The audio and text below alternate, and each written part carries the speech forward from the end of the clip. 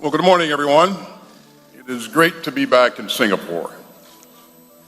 And I'm glad to see everyone for my third Shangri-La dialogue as Secretary of Defense. So this is starting to be a habit. And Bastian and John told me that if I came back again this year, I'd get a free set of steak knives. So let me again thank IISS and our host for bringing us together here. This is my fourth visit to Singapore as Secretary of Defense, and I've spoken at a IISS event every time. And there really is nothing like the Shangri-La Dialogue. I'm glad that we've got a distinguished bipartisan delegation here this year from the United States Congress. And let me thank Singapore for being such an outstanding host year after year. I'm especially grateful to Senior Minister Teo and to my good friend, Minister Ang. Let me congratulate Prime Minister Wong on his new role. And you know, it's great to see so many friends and valued colleagues in Singapore, such as Deputy Prime Minister Marles and President-elect Prabowo. We've also got some great partners who are here for the first time as Ministers of Defense, including Minister Kihara, Minister Shen, Minister Collins, Minister Teodoro, Secretary Teodoro, and more. Let me also note that yesterday, I had the opportunity to meet in person for the first time with Minister Dong of the People's Republic of China. We had a frank discussion, and that's important. When we all gathered here last year, I said that the right time for defense leaders to talk is any time and every time. So there is no substitute for direct military-to-military talks between senior leaders. And there's no substitute for open lines of communication to avoid misunderstanding and miscalculations. As I've always said, dialogue is not a reward. It's a necessity. And so I look forward to more talks with the PRC. Now, I know that you've seen a lot of me in this region. This is my 10th visit to the Indo-Pacific as Secretary of Defense. And I've attended every ADMM Plus gathering on my watch. And that's because the United States is a Pacific nation. And it's because this region, more than any other, is shaping the course of this century. The United States is deeply committed to the Indo-Pacific. The United States is deeply committed to the Indo-Pacific. We are all in, and we're not going anywhere. As President Biden has said, for decades, America's enduring commitment to the region has been a springboard that's enabled transformative growth, ensured the open flow of commerce, and lifted millions of people out of poverty. And in today's world, the President noted, that relationship goes both ways. The United States remains vital to the future of the region. And the region is more vital than ever to the United States of America. You know, I made my first trip to Singapore as Secretary of Defense in July of 2021, in the first months of the Biden administration. And Singapore and the region were still in the midst of the COVID pandemic. The whole audience was wearing masks. And leaders in this region were focused on how to source more vaccines and to climb out of the pandemic and open back up. But the region's recovery since then has been nothing short of inspiring. And that's a reminder of how much we can achieve together and how our deep ties can let us come together during tough times. It's a reminder of how the investments that we make today can pay dividends later, and often in new and unexpected forms of cooperation. So, I'd like to summon that spirit again today. We all understand the threats and challenges of today's global security landscape. And they range from the mounting damage of climate change to the specter of pandemic disease,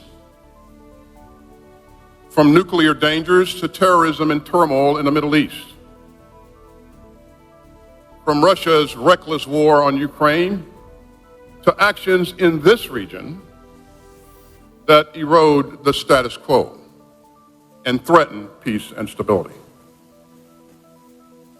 So we've gathered at a hinge in history.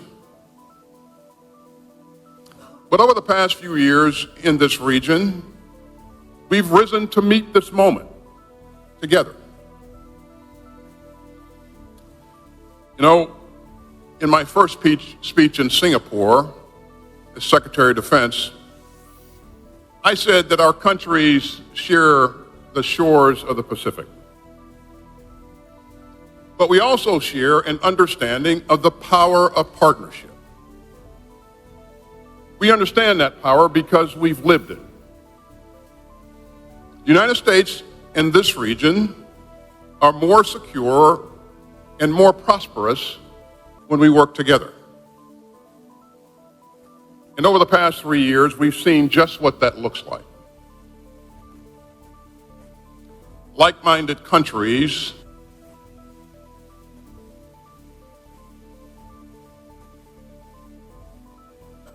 our achievements together over the past 3 years reveal something even more fundamental about this region's future. Today, we are witnessing a new convergence around nearly all aspects of security in the Indo-Pacific. This new convergence is producing a stronger, more resilient, and more capable network of partnerships. And that is defining a new era of security in the Indo-Pacific. You know, in the past, our experts would talk about a hub and spokes model for Indo-Pacific security. And today we're seeing something quite different.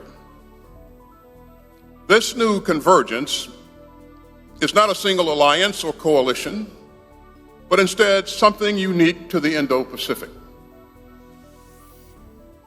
A set of overlapping and complementary initiatives and institutions propelled by a shared vision and a shared sense of mutual obligation.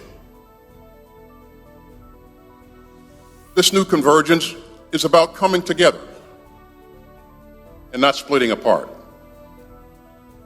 It isn't about imposing one country's will. It's about summoning our sense of common purpose. It isn't about bullying or coercion. It's about the free choices of sovereign states. And it's about nations of goodwill uniting around the interests that we share and the values that we cherish. Now, at the heart of this shared vision is a set of common principles. Countries across the Indo-Pacific, including the United States, are converging around these enduring beliefs: respect for sovereignty and international law, the free flow of commerce and ideas, freedom of the seas and skies, in openness, transparency, and accountability, equal dignity for every person, and the peaceful resolution of disputes through dialogue and not coercion or conflict, and certainly not through so-called punishment. These principles are widely shared. They are vital. And we've all seen the consequences when states choose to violate them. In February of 2022, Russia's unprovoked invasion of Ukraine shocked the world and this region.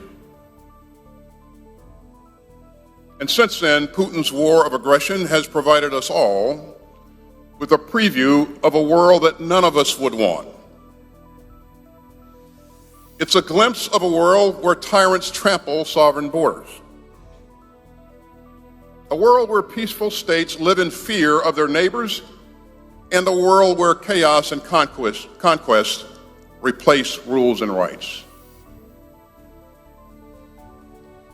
But Russia's lawless invasion also reminds us that free countries can rally together to help the victims of aggression. You know, we've all been inspired by the courage of Ukraine's troops and the resilience of Ukraine's people. Governments and people around the world have rushed to help Ukraine defend itself, including countries across the Indo-Pacific. And the United States will continue to stand strong for a free and secure Ukraine, and for an open world of rules, rights, and responsibilities. As Prime Minister Kishida said at the White House just a few weeks ago, we must resolutely defend and further solidify a free and open international order based on the rules of law. And those principles remain vital right here in the Indo-Pacific.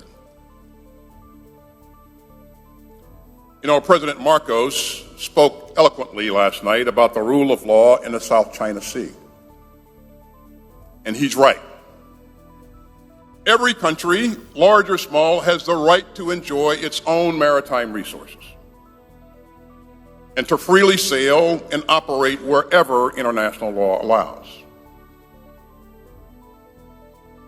The harassment that the Philippines has faced is dangerous, pure and simple. And we all share an interest in ensuring that the South China Sea remains open and free.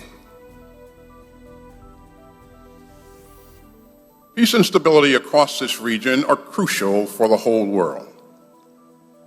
Our friends in NATO and the European Union and the G7 know it, and so do we.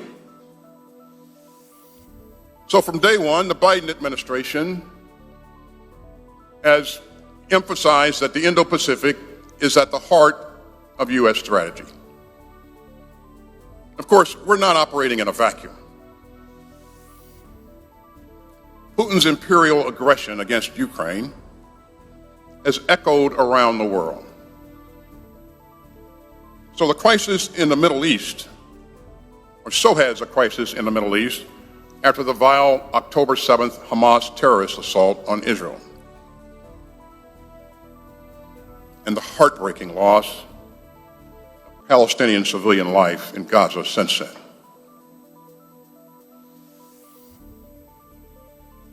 But despite these historic clashes in Europe and the Middle East, the Indo-Pacific has remained our priority theater of operations. Because just as what happens in Europe and the Middle East matters to this region, the actions that we take together here will continue shaping the 21st century for the entire world. And safeguarding the security and prosperity of this region remains the core organizing principle of U.S. national security policy. So let me be clear. The United States can be secure only if Asia is secure. And that's why the United States has long maintained our presence in this region. And that's why we continue to make investments necessary to meet our commitments to our allies and partners. Of course, this starts at home. The United States military remains the most capable fighting force on earth. With the support of Congress, this administration has delivered major funding every year to keep it that way. And we've consistently linked our investments to our strategy. And I am proud that over the past 3 years, the United States has devoted historic amounts of resources towards maintaining peace, stability, and deterrence in the Indo-Pacific. Over the past 3 years, we've worked together with our friends to make this region more stable, more secure, and more prosperous. So today, I want to talk not just about the principles that we share, but also about the results that we've delivered. The Department's National Defense Strategy calls U.S. alliances and partnerships our greatest global strategic advantage. And today, that's truer than ever. So, together with our friends in the region, we're breaking down national barriers and better integrating our defense industries. With Japan, we're developing a glide-phase interceptor to counter hypersonic threats. With India, we've made historic progress on co-producing fighter jet engines and armored vehicles. Across Southeast Asia, we're using new technology and training to uphold freedom of navigation in the South China Sea. And that includes working closely with our allies in the Philippines to field maritime defensive capabilities and expanding maritime domain awareness across the region. And this spring, President Biden secured unprecedented funding for foreign military financing in the Indo-Pacific. We're moving quickly to get those funds to our partners.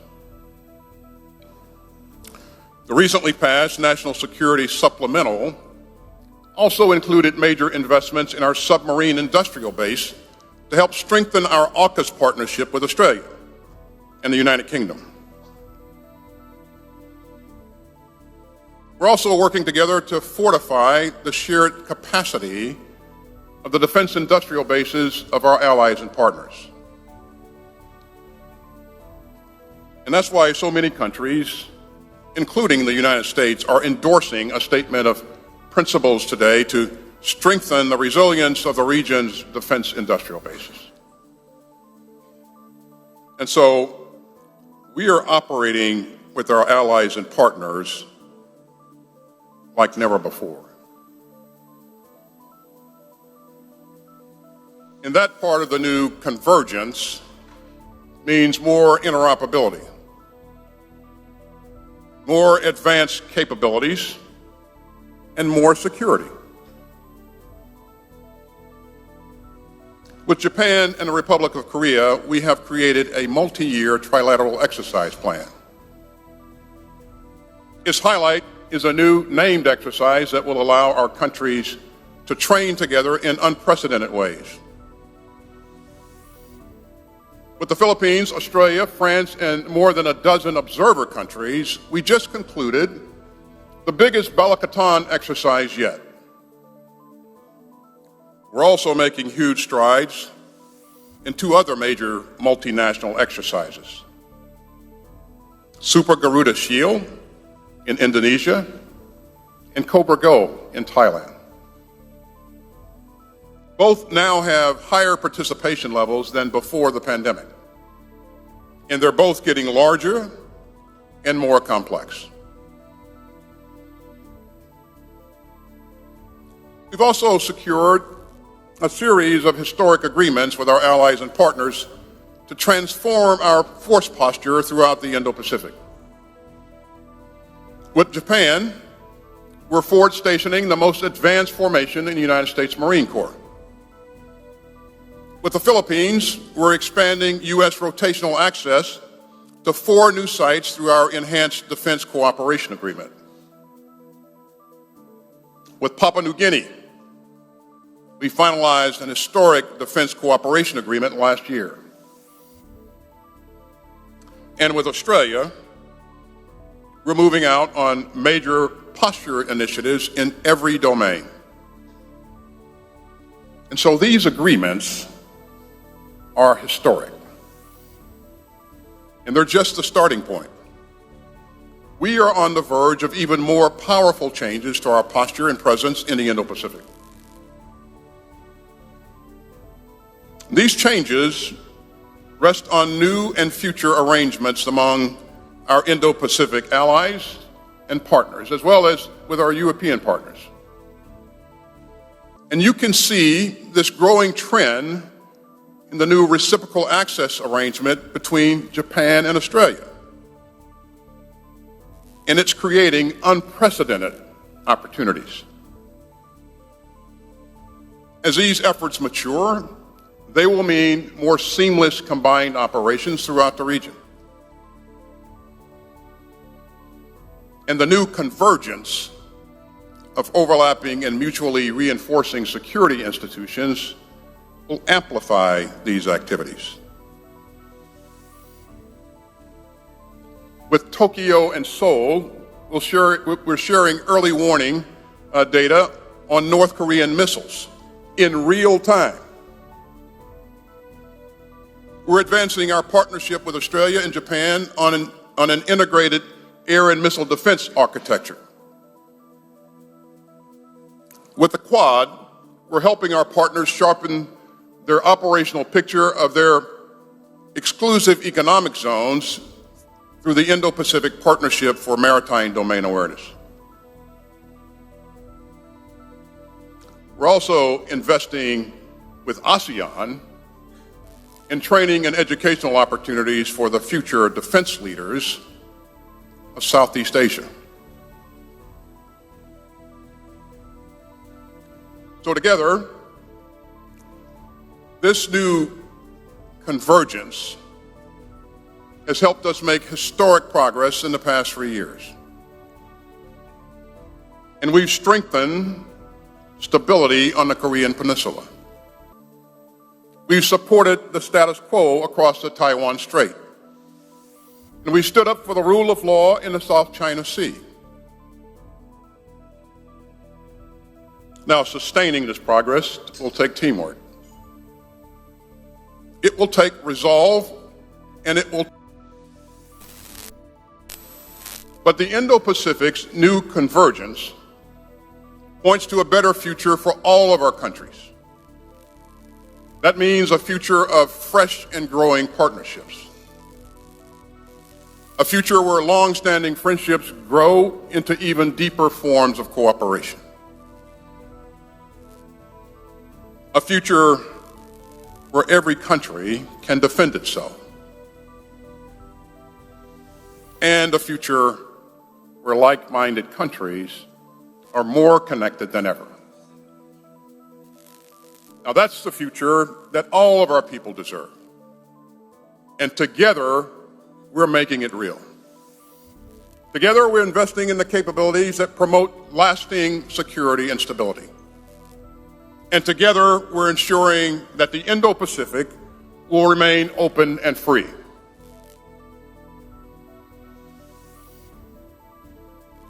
And so I am more determined than ever to build on these historic results of the past 3 years. I am more proud than ever of what we have achieved together. And I am more optimistic than ever about what lies ahead. Thank you very much.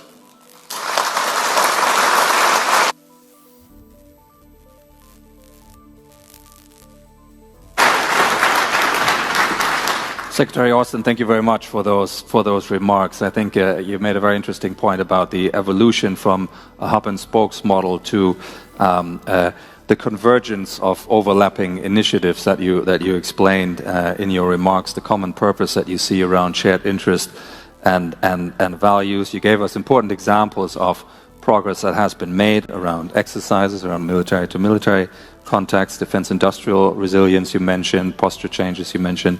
And you spoke at the end there about fresh and growing partnerships for that common purpose. So all those are points to pick up on.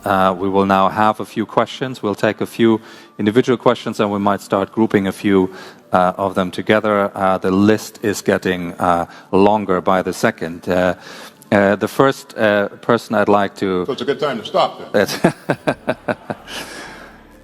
We've got a bit of time. So the first one I'd like to ask is Trisha Ray from India and from the Young Leaders Program. Trisha, your microphone is live. Thank you. Trisha Ray from the Atlantic Council. Secretary Austin, my question for you is there enough momentum in the US's Indo-Pacific strategy and the network of complementary and overlapping institutions, as you mentioned, to ensure continuity irrespective of the results of the US election? I think there is significant momentum. I think a good example is the relationship that we enjoy with India right now is as good as or better than our relationship has ever been. It's really strong. You know, several years ago, we set out with a notion to gain approval for India to build jet engines for fighter aircraft in India. I served on the board of a company that makes jet engines for fighter aircraft, and I know how difficult this was going to be. And we were hopeful but very skeptical that we could get this across the finish line. We did it. That's happening. As I said in my speech, we're co-producing armored vehicles with India. So the anchors of our progress are sunk pretty deep throughout the region. And they're based on a common vision and common values. And so I believe that the momentum that we see is going to not only continue, but that flywheel is going to pick up speed, because this benefits us all. But to answer your question, yes, I do think that this will be lasting. You didn't ask me about who I thought would win the election, but I'll be willing to share that with you. So. Thank you very much, Secretary. The next question from South Korea, Chung Min Lee. Mr. Secretary, thank you for your wonderful speech. The U.S. has always said that the ROK is a linchpin of Asian policy and security in the region. And yet, unlike AUKUS, the U.S. has been quite lukewarm to South Korea's desire to have nuclear-powered submarines. So my question to you, sir, is if the South Korean government officially asks Washington for its support in building nuclear-powered submarines for the ROK Navy, would you support such an initiative? Thank you. Well, I would tell you that, and I see Deputy Prime Minister Maul sitting right in front of you there, but the initiative that we've taken on with Australia and the UK is one that will provide stability and security, assist in providing stability and security for the region for decades to come. This is a generational investment.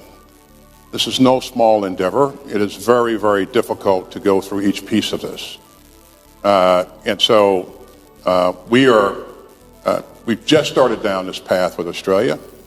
highly doubtful that we could take on another initiative of this type anytime in the near future.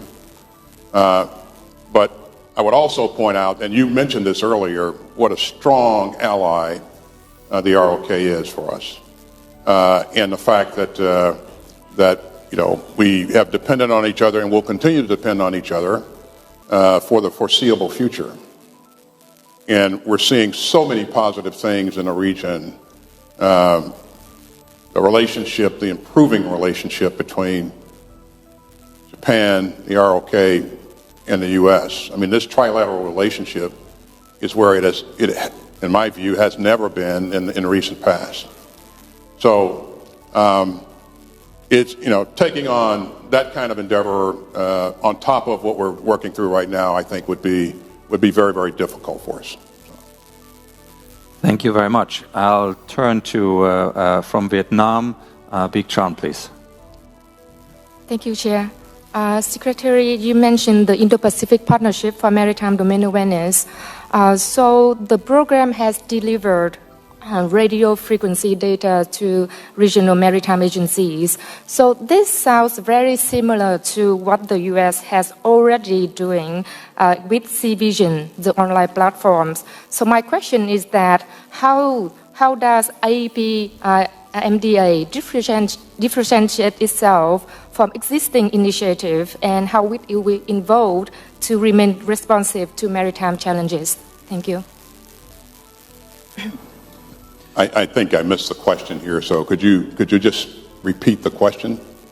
Yes, so I would like to know your thought on how the Indo-Pacific Partnership for Maritime Domain Awareness different from existing initiative, because what it has been doing is very similar to the CVision platform.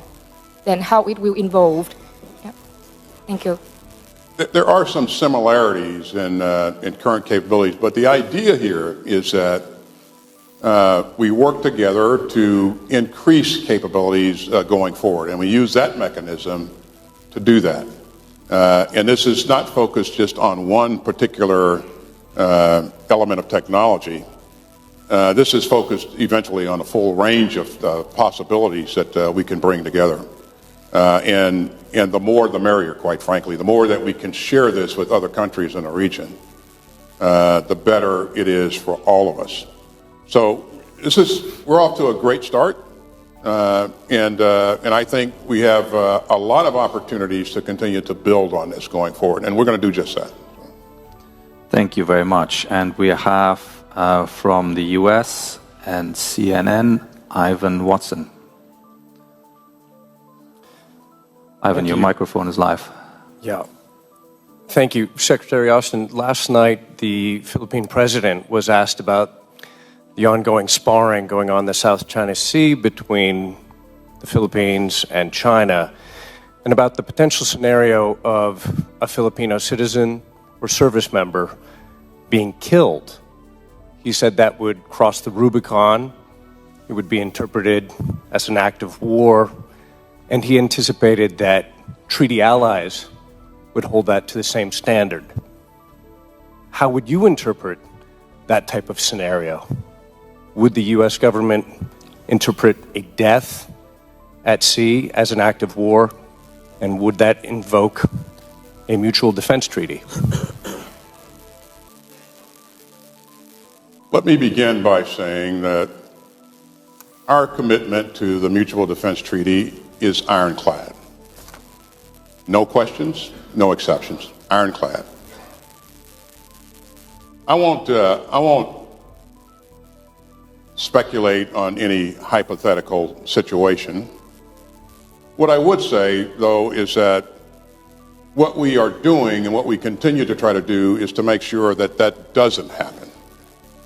And by increasing dialogue between major powers and making sure that countries are working together to promote freedom of the seas and freedom of the skies, that will narrow the possibility that this happens. There are a number of things that can happen at sea or in the air. We recognize that. But our goal is to make sure that we don't allow things to spiral out of control unnecessarily. and again, I will not speculate on any one thing or another. I will continue to emphasize that our commitment to the Mutual Defense Treaty is ironclad. Thank you very much. And we have a question from China, Senior Colonel Yanchong Kao, please. Thank you, host. Mr. Secretary of Defense, as we know, the United States has the largest alliance system in the world, including NATO, and is pushing for further integration of its allies in the Asia-Pacific region. My question is the United States planning to build a NATO-like alliance system in the Asia-Pacific region? The eastward expansion of NATO has led to the Ukraine crisis. What implications do you think the strengthening of the U.S. alliance system in the Asia-Pacific will have on this region's security and stability? Thank you. Thank you very much, Secretary. I respectfully disagree with your point that the expansion of NATO caused the Ukraine crisis. The Ukraine crisis was...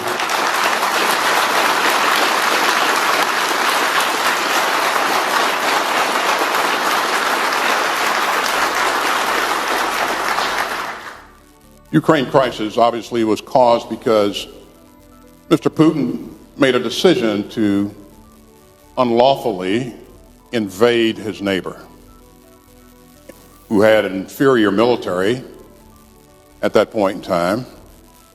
He assumed that he could very quickly roll over his neighbor and annex the country.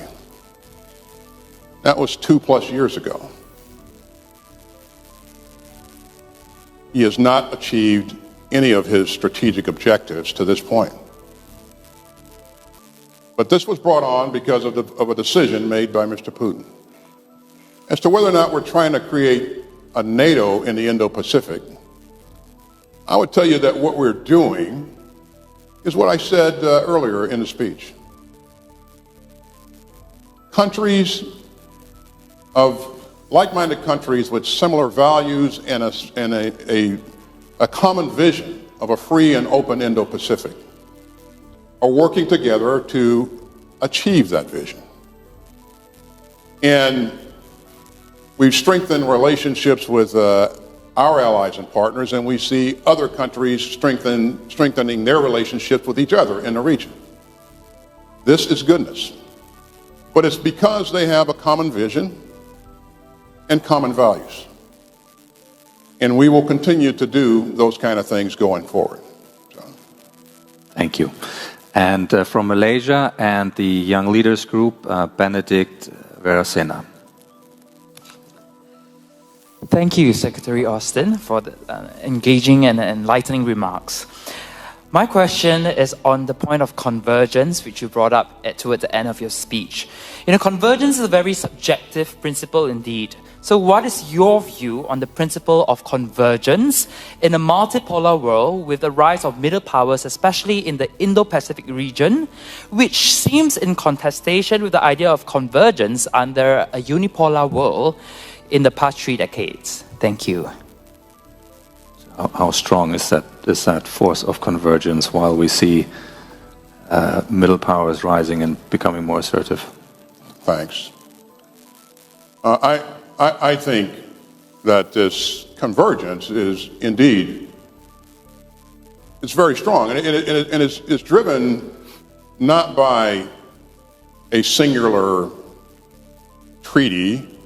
It's driven by a desire for countries, like-minded countries, to work together to ensure that we maintain the vision of an open and free Indo-Pacific and maintain a rules-based international order. And I think because of that, we'll see the momentum increase. in a very positive manner. But yes, I do think this is a strong movement, and I think again it will occur over time. But in the last 3 years alone, all of the things that I described earlier have occurred in 3 years. I would say that's momentum, and there will be other countries that want to do other things, and that's clearly understood. And as I said, there will be pundits, and propagandists who have a different view, and that's fine. We welcome that. But the fact of the matter is, countries in this region really want to protect their fishing rights, their exclusive economic zones, and they really want to prosper. And we want that for them as well. Their neighbors want that for them. So I think there's strength here.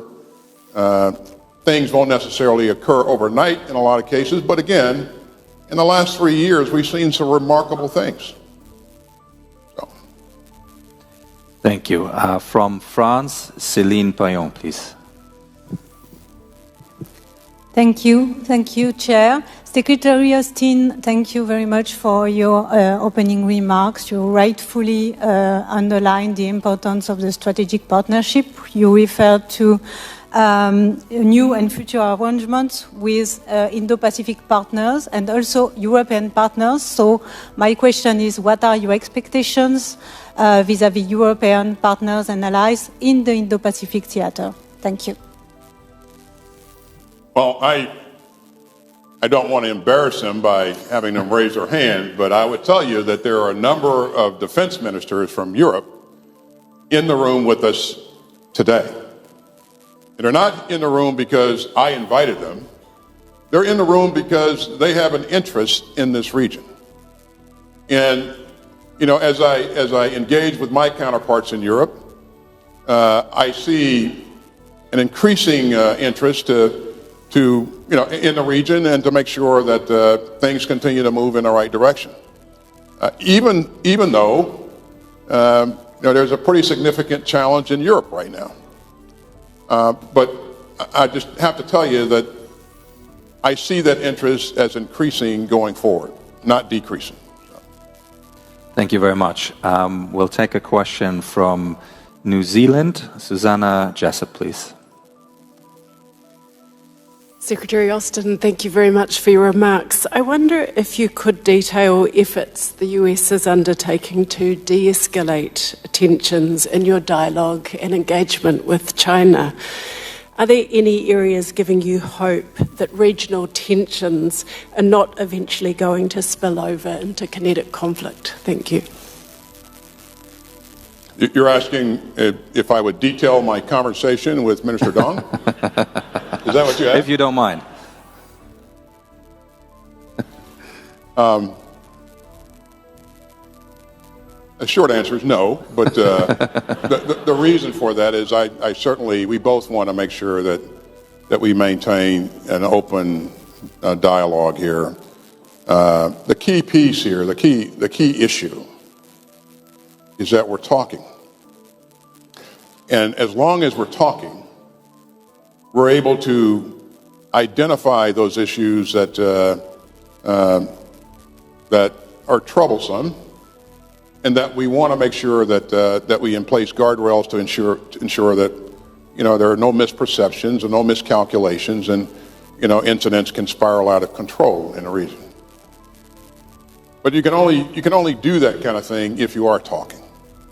And you'll recall, you've heard me say every year at this dialogue, you've heard me talk about the importance of making sure that those communications channels are open. And I told Minister Dong that if he calls me on an urgent matter, I will answer the phone. And I certainly hope that he'll do the same. And it's that communication, I think, that will help to keep things in the right place and help us move things towards greater stability and security in the region. But I know that you didn't expect for me to detail my conversation with him anyway, but we did talk about a number of substantive issues that are important to both of us. And again, we will continue to work. We both want to make sure that the channels stay open, and hopefully they will. We'll continue to work on these issues between me and him, but also with our staffs and subordinates as well. So. Thank you very much. And we have a question from the UK and the ISS. Viraj Solanki, please. Viraj. Thank you, Bastian, and thank you, Secretary Austin. Mr. Secretary, how do you see prospects for the Quad grouping of the US, Australia, Japan, and India? There's not been a leadership level summit this year due to scheduling issues, and do you think the group needs to develop a more overt security-focused agenda to stay relevant, and how does it compare and contrast to the new quadrilateral grouping established, the so-called Squad of US, Japan, Australia, and the Philippines? Thank you. So the question is, as far as the Quad is concerned, should we have more of a security focus? I think there is a security focus, and of course I engage with my counterparts in each of those countries routinely. But there's an important point here. The United States military is a big hammer, and each of these countries have big hammers in their militaries. But that hammer is not the only solution to every problem, or it's not the only solution to most problems.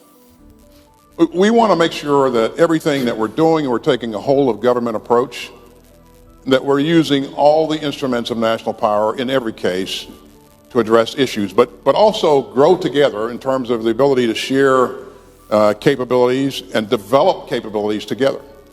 So I think this whole of government issue is very, very important. And quite frankly, we're hopeful that we see that in more places around the region as well. So Thank you. Like 100 questions now? Well, we'll take one last one, if you don't mind. We're still in the double digits, so we're okay. Okay. We'll take one more from Indonesia. Devi Fortuna Anwar, please. Thank you, Bastian. Secretary, I really enjoyed your speech, but I noticed that you very carefully avoided mentioning China when you talk about, Strait of Taiwan or about the South China Sea issues, and there's no mention about the U.S.-China strategic competition.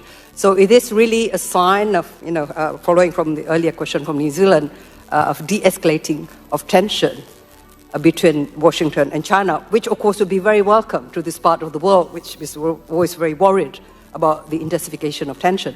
But on the other hand, if Washington and Beijing are talking closely to each other again, while at the same time coercive policies in the South China Sea continues, how will this, how will you manage this? Because we are also worried if you guys get too cozy, we also get trampled.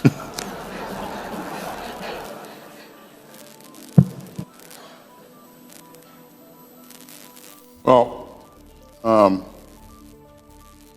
it's clear that, I've said this a number of times, that what we're looking for and what we have, quite frankly, in our relationship with China is a relationship based upon competition. And we're not looking for a contentious relationship. But I really, and to the point that you're making, we really have to be clear about our expectations and the issues that we see that are very, very troubling. And if we have an open dialogue, we can address those issues in those channels. And as you would imagine, Minister Dong and I had the ability to address some of those issues yesterday. I look forward to doing that going forward. We continue to work with countries in the region, like the Philippines and others, so many others, to address their concerns and to ensure that their rights are protected and they have access to their economic zones and that sort of thing. So this is a piece of work that's going to continue on, but we want a relationship that's based upon competition and not a contentious relationship. You've also heard me say a number of times that, you know, war or a fight with China is neither imminent, in my view, or unavoidable. So leaders of great power nations need to continue to work together to ensure that we're doing things to reduce the opportunities for miscalculation and misunderstandings. And every conversation is not going to be a happy conversation, but it is important that we continue to talk to each other. And it is important that we continue to support our allies and partners on their interests as well. And with that, I'll stop.